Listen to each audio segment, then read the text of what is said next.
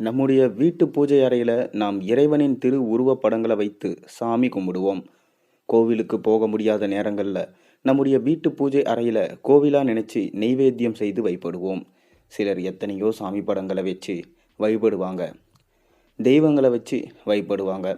பூஜை அறையில அவரவர் சக்திக்கு ஏற்ப நல்லெண்ணெய் ஊற்றியோ நெய் ஊற்றியோ தீபம் ஏற்றுவாங்க. மறந்தும் கூட நம்முடைய வீட்டின் பூஜை அறையில சில படங்களை வைத்து வணங்கக்கூடாது. அதே போல கோவிலில் மட்டுமே ஏற்றக்கூடிய தீபங்களை நம்முடைய வீட்டில் ஏற்றக்கூடாது என்று ஆன்மீக சாஸ்திரத்தில் சொல்லப்பட்டிருக்கு.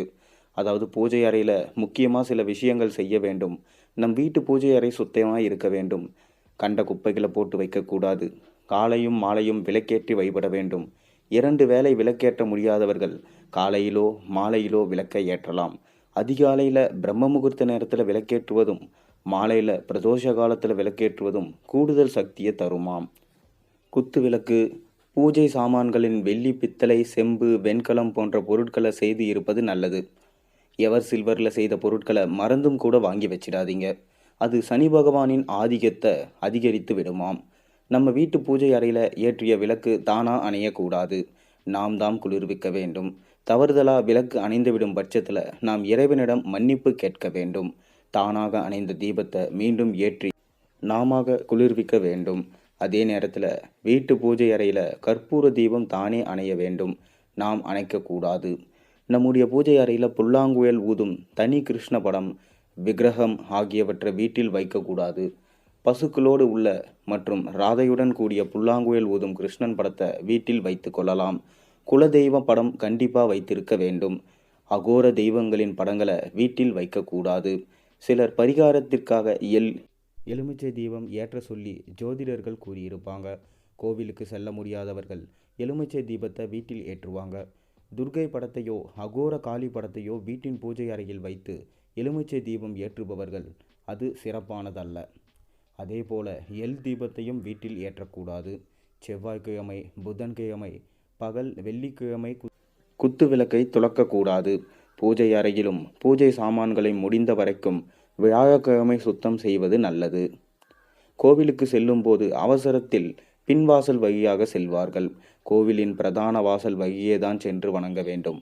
அர்ச்சனை பொருட்களை இடது கையால் எடுத்து செல்லக்கூடாது. கோவில் மூடியிருக்கும் போது, திருமஞ்சன பூஜையின் போதும், திரையிட்டிருக்கும் போதும் வழிபடக்கூடாது.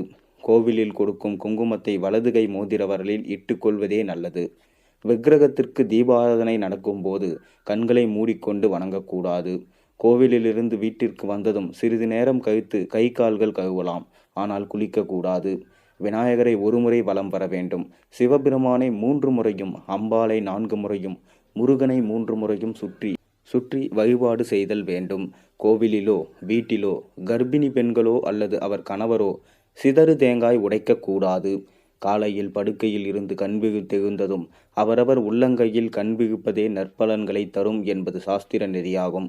அமாவாசை திதியில் எண்ணெய் தேய்த்து குளிக்கக்கூடாது.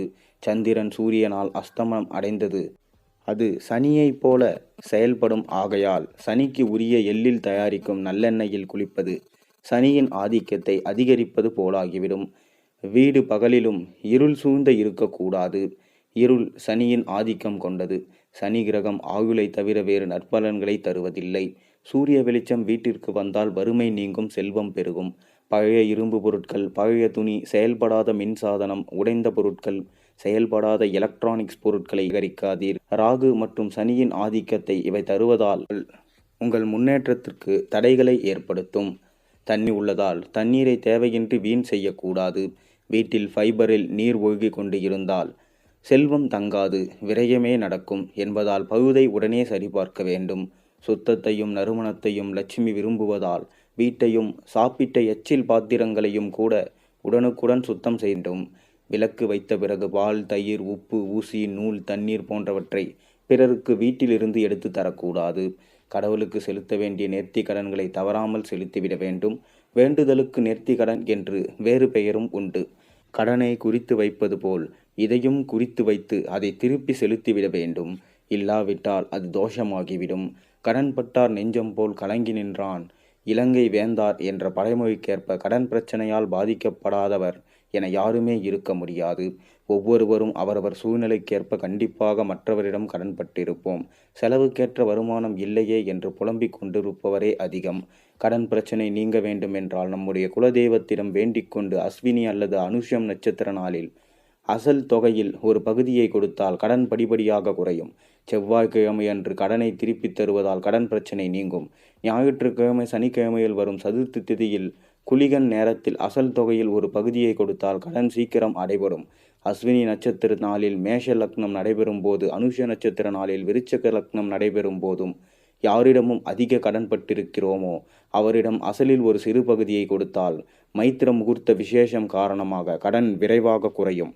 குளிகை காலத்திலும் கடன் அடைக்கலாம். கரிநாள் உள்ள நாட்களிலும் கடன் அடைக்கலாம். மரணயோகம் உள்ள நாட்களிலும் வாங்கிய கடனை திருப்பிக் கொடுக்கலாம். கடன் பிரச்சனை தீர கும்பகோணம் சாரபரேஸ்வரர் திருக்கோயிலிலும் சீர்காழி சிவலோக்தியாகர் திருக்கோயிலிலும் சென்று வழிபடுவது நல்லது. இவ்வாறு இதையெல்லாம் செய்தால் கண்டிப்பாக நன்மை நடைபெறும். இந்த ஆன்மீக பதிவு உங்களுக்கு பிடித்திருந்தால் மறக்காமல் சேனலுக்கு சப்ஸ்கிரைப் பண்ணுங்கள், லைக் பண்ணுங்கள், பெல் ஐக்கனை ப்ரெஸ் பண்ணுங்கள். நாளை ஒரு நல்ல ஆன்மீக பதிவோடு உங்களை சந்திக்கின்றேன். அதுவரை நன்றி, வணக்கம்.